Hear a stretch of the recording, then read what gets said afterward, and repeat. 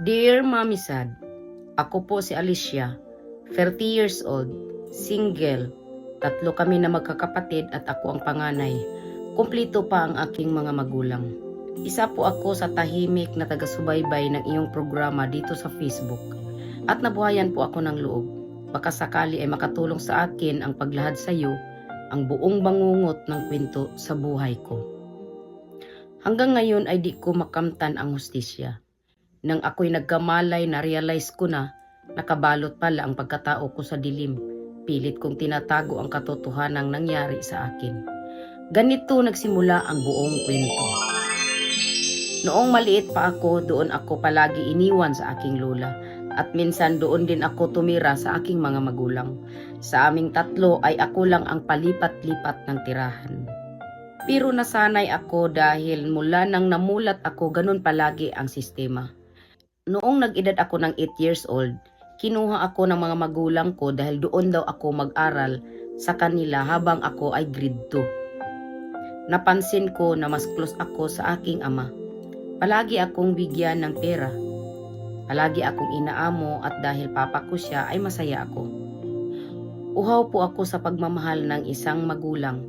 Sa aking pagtira sa kanila ay naramdaman ko na masaya ang puso ko at ito sana ang gusto ko na kasama ko palagi ang aking tunay na pamilya. Napagod na kasi ako na minsan doon ako iiwan sa aking lola at minsan kukunin nila ako.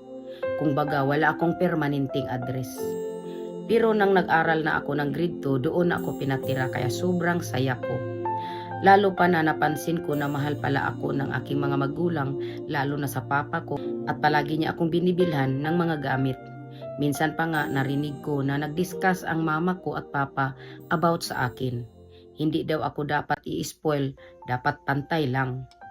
Dahil bata pa ako, di ko masyadong naintindihan kung bakit. Habang araw-araw kami pumapasok sa school, kasama ang aking kapatid, hatid sundo kami ng papa namin.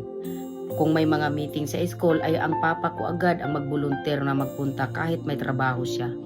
Mahal kami ng magulang ko at lalo na sa aking ama, kaya mas close ako sa kanya.